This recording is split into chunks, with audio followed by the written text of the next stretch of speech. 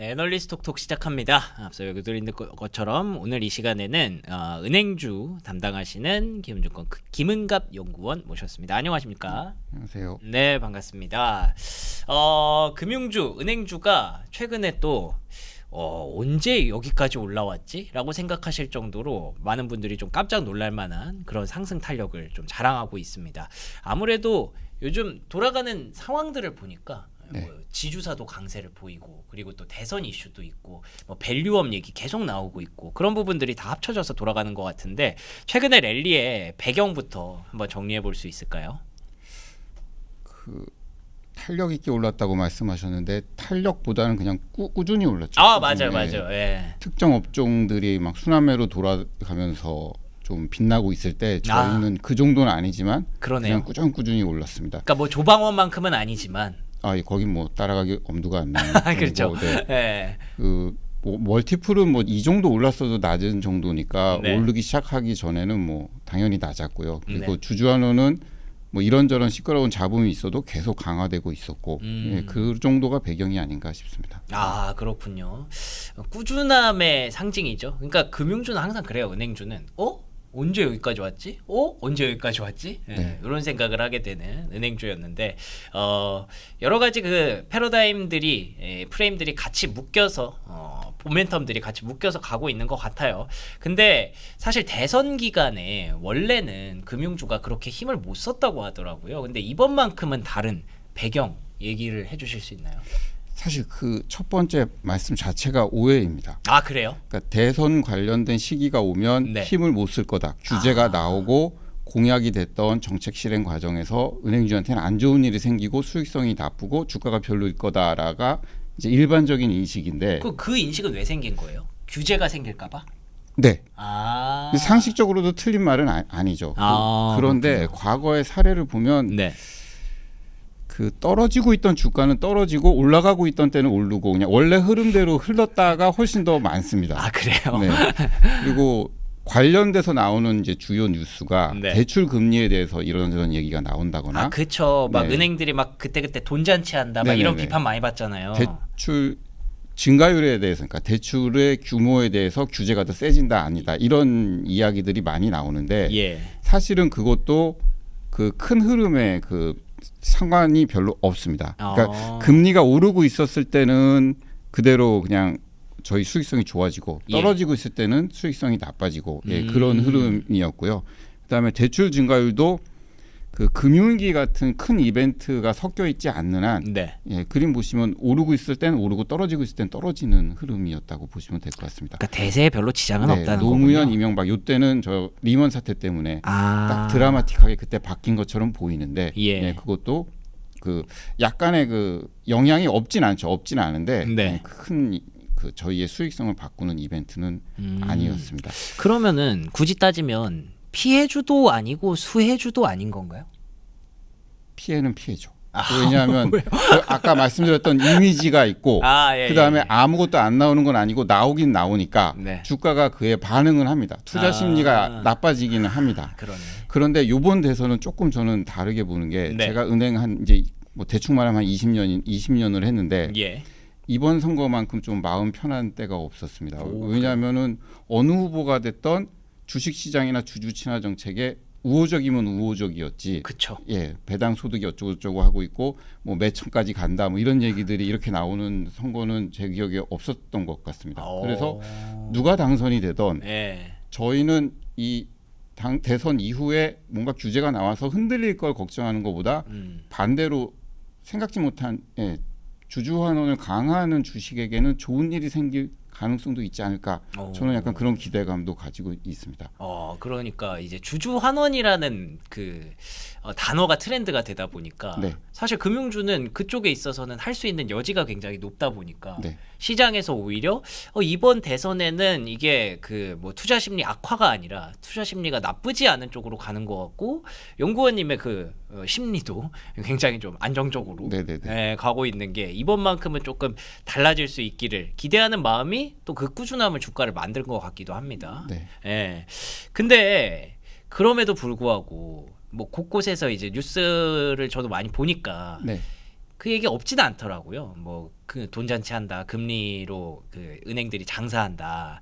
그러면은 이제 누군가가 대통령이 되면 뭔가 사회 공헌을 좀 해라라든지 뭔가를 더 하라는 압박이 있을 수도 있지 않나요? 네, 그거는 선거와 무관하게 있다고 보시면 되고요. 그렇군요. 사실은 이 돈으로 돈을 버는 업종이니까 돈잔치 그 사실 뭐 틀린 소리는 네, 아닌데 그쵸. 부인할 수 없는 건 하기는 하죠. 네, 그 저희 은행연합회에서 사회공헌 활동이란 걸 이제 규모를 보여줍니다. 네. 그런데 그 아래 그림을 보시면 순이익의 한 8% 정도를 해마다 쓰고 있어요. 그러면 적자는 숫자이고 그다음에 이게 뭐 우연인지 아닌지 모르겠지만 2017년 이것도 새 정부가 들어섰을 때부터 저희가 이제 사회공헌 규모가 조금 늘어났고 아 그러네. 네. 그리고 그 이후에는 순이익의 일정 규모를 계속 쓰고 있습니다. 예. 그리고 최근 들어 이 규모가 늘어나는 건 저희 이익이 늘어나니까 예, 그에 맞춰서 그 앞에 2017년 앞쪽은 좀 저희 순이익이 좀 부실했기 때문에 그 비중은 큰 의미가 없고요. 네. 저는 향후에도 이 정도 계속 지출이 되지 않을까라는 생각이 듭니다.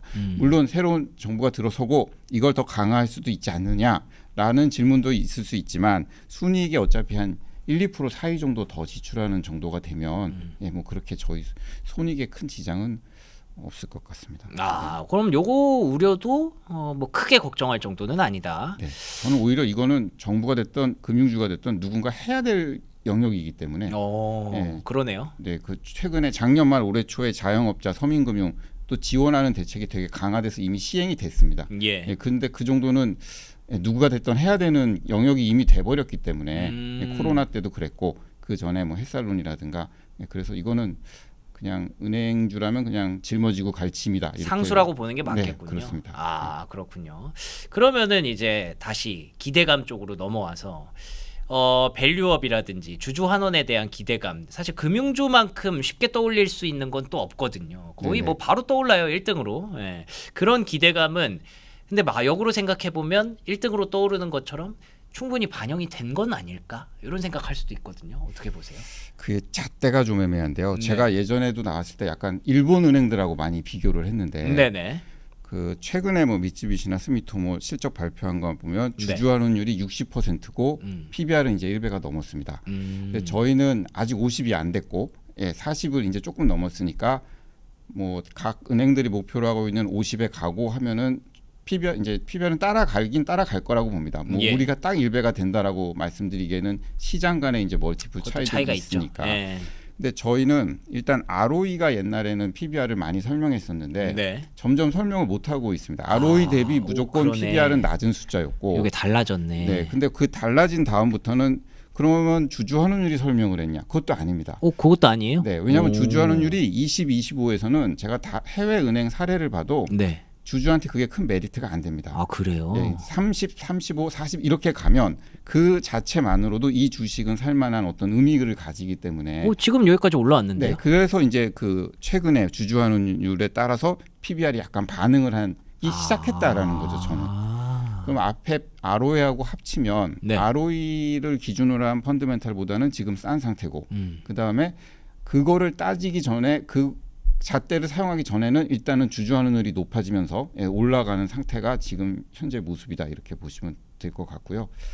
여기서 하나 더 욕심을 내자면 네. 지금 대부분의 은행이 50%를 일단 주주환원율로? 2년 뒤에 목표 이렇게 하고 있는데 50까지요? 네, 근데 이거는 조금 처음에 50 할 때는 조금 괜찮아 보였는데 너도 네. 나도 50 하니까 네.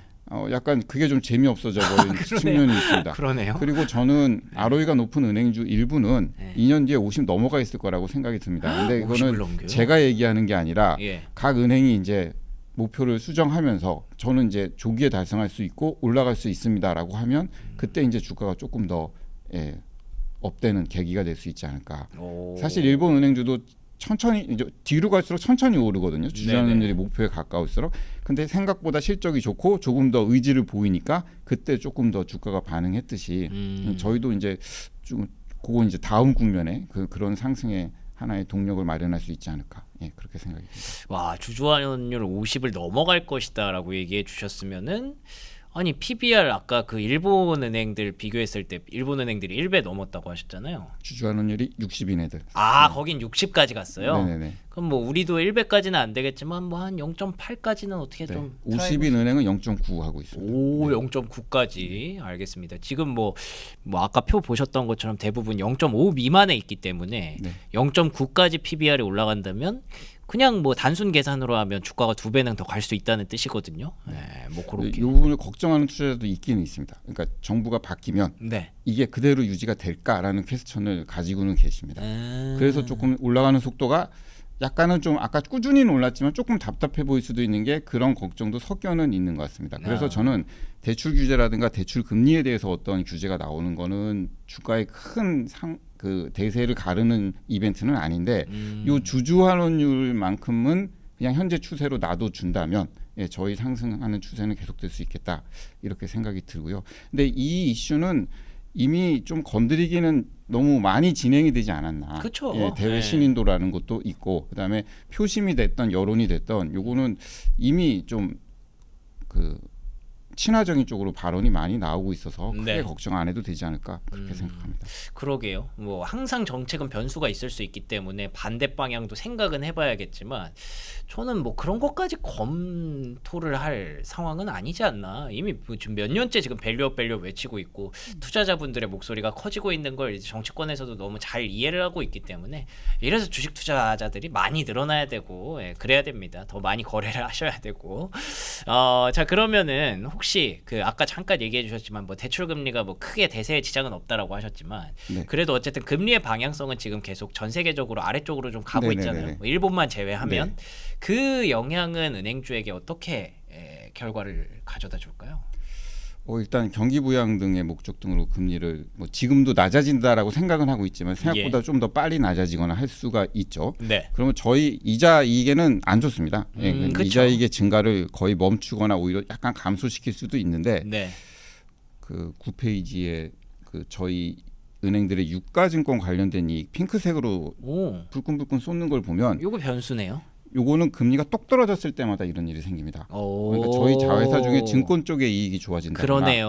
또는 은행이 갖고 있는 채권에서 매매 평가이익이 좋아지기 때문에 거긴 돈 잘 벌 테니까. 오히려 막대기 합을 보면 금리가 떨어진 게 전체 막대기는 높은데라는 그러네요. 그런 느낌도 있습니다. 근데 이거는 사실은 그래도 이자익이 안정적으로 증가하니까 이게 중요하지라가 이제 일반적인 인식인데 네. 그러니까 합쳤을 때 순이익은 생각보다 그렇게 금리에 의해서 큰 타격은 없을 거다. 그런 게 하나 있고요. 그다음에 지금은 최근에 은행보다는 비은행 중심으로 연체율이 조금 올라와 있습니다. 예. 근데 11페이지에 보시면 네.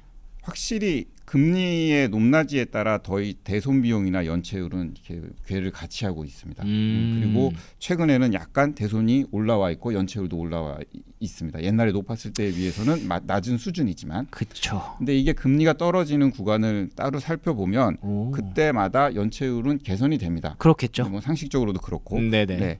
그리고 이제 12페이지가 이제 그거를 요약한 그림인데 네. 기준금리 레벨에 따라서 저희 은행과 비은행의 연체율이 형성된 점들을 보여줍니다. 그러니까 금리 인하기에 기준금리가 낮아질수록 연체율이 떨어지는 그림을 보여주고 있고요. 그다음에 기업 대출이 떨어지는 속도가 빠르고 은행보단 비은행이 떨어지는 속도가 빠르다 이렇게 결론을 낼 수가 있습니다. 근데 요즘 금융주를 괴롭혔던 게 부동산 PF죠. 맞네요. 그러면은 기업이고 비은행 쪽이 많았습니다. 그러면 금리가 낮아지면 상당히 좋아지겠네요. 도움이 되겠다. 예. 근데 예전 데이터하고 비교할 때 약간 주의할 점은 부동산 PF가 주인공이면 이게 좋아지는 속도가 좀 느릴 수는 있을 것 같습니다. 왜냐하면 원자재 가격이라든가 다른 변수도 영향을 미쳤기 때문에 그 금리만 떨어졌다고 바로 예전처럼 좋아지기보다는 조금 나빠지는 거는 방어하기엔 충분할 것 같고 그리고 약간 느릴지언정 저희가 한 2년 동안 PF에 대해서 또 고생을 했으니까 그렇죠. 이제는 조금 좋아지는 방향 정도는 생각해 볼 수 있지 않을까 그렇게 생각이 듭니다. 이것도 그러면은 그거랑 마찬가지네요. 대선 피해가 올 수밖에 없다라는 그런 오해들이 금리 하락기에는 은행주 사실 돈 많이 못 벌잖아라고 오해를 할 수 있는데 알고 보면 이제 증권사업부 쪽에서 채권사업 쪽에서 이렇게 더 오히려 더 좋아지는 매출의 총합은 더 좋아지는 그런 부분들도 있을 것 같고 그리고 또 PF 때문에 그동안 계속 고생했던 것도 그럼 불확실성 덜었네, 변수 좀 덜네, 연체 부분도 변수 좀 덜 수 있네, 이렇게 생각하면은 결국 오히려 금리 하락기가 좀 나을 수도 있겠다라는 생각을 하시는 분들도 계실 것 같아요. 그리고 더 벌고 말고가 사실 그렇게 중요하지 않습니다. 그냥 그렇군요. 버는 만큼만 벌면은 왜냐하면 그렇죠. 버는 거에 해당하는 만큼 주주환원을 못 하고 있었던 상태이기 때문에 지금도 아까, 그렇고 그래서 한동안은 버는 만큼만 벌고 그에 맞는 만큼 환원만 해도 지금보다는 분명히 좋은 주식인 거는 맞습니다. 저도 아까 그래서 그 약간 솔직히 말하면 조금 배신감 같은 게, 아니 50% 60% 줄 수 있었어? 이런 생각이 좀 들더라고요. 그동안 도대체 얼마를 번 거야? 이런 생각이 들었는데 지금처럼만 벌어도 충분히 그게 가능하군요. 알겠습니다. 충분히라고 하기에는 조금 그렇죠. 뭐 열심히 노력해서 노력을 해야 되고, 네네네. 예, 알겠습니다. 뭐 저는 주주 입장에서 생각하다 보니까 저도 뭐 마찬가지로. 네. 알겠습니다. 그러면 이런 부분들 다 고려했을 때 그 은행주가 많지 않습니까? 금융주가. 네. 그 중에서 좀 가장 탑픽으로 보고 계신 건 어떤 종목인가요? 이게 어렵습니다.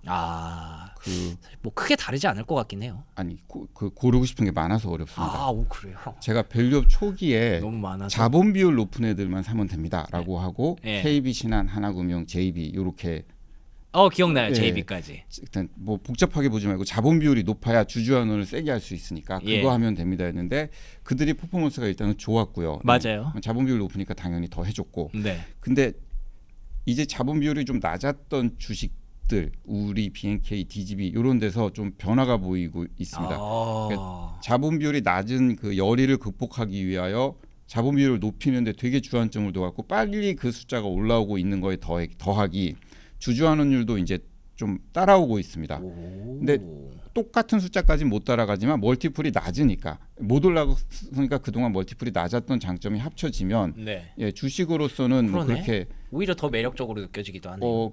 투자 기간에 따라서는 그냥 저 한참 기다려 볼래요 하려면은 오히려 더 나을 수도 있는 결과가 나올 수 있습니다. 근데 뭐 일단 그래도 업종이 됐던 종목이 됐던 원래 잘 오르는 업종에서는 오르고 있던 거를 또 계속 사는 것도 좋은 선택이니까 신한, KB 그다음에 환율이 떨어져서 조금 더 부각될 수 있는 하나금융이라든가 그다음에 워낙 ROE가 높아서 주주환원율도 숫자 자체는 은행주 안에서 1등을 할 수 있을 거라고 보는 JB 큰 차이는 아니더라도 그런 정도는 계속 뭐 앞에 말씀드린 건 똑같은 종목이 돼버렸지만 그러네요. 그래서 제가 어렵다고 말씀드렸던 게 일단은 뭐 지금 안정적인 선택지는 말씀해 주셨던 원래 그 대장주들, 탑픽들 이런 종목들인데 조금 더 길게 끌어가면서 뭔가 업사이드 크게 좀 기대해 볼 만한 게 뭐가 있을까 굳이 찾자면 오히려 이제 BNK라든가 DGB 쪽도 열심히 노력을 해서 맞춰가려고 하고 있다니까 같이 참고하시면 좋을 것 같네요. 좋습니다. 은행주 얘기를 이렇게 뭐 흥미롭게 듣고 또 뭐 많은 분들이 귀 기울여서 듣고 또 주가 퍼포먼스도 그에 따라 그대로 나오고 이랬던 적이 참 많지 않았던 것 같은데 최근에는 아주 옛날에 있었나요? 언제예요 그게? 아주 옛날이면? 10년은 좋게 넘었어요. 그렇군요. 저는 몰라요 그때는. 어쨌든 이렇게 오랜만에 10년 넘게 오랜만에 이렇게 금융주의 호시절이 찾아와서 앞으로도 김은갑 위원님께 많은 좀 부탁을 드려야 될 것 같습니다. 그럼 오늘 준비하신 순서는 여기서 마무리하고요. 전 다음 시간에 또 인사드리도록 하겠습니다. 오늘 좋은 말씀 고맙습니다. 감사합니다.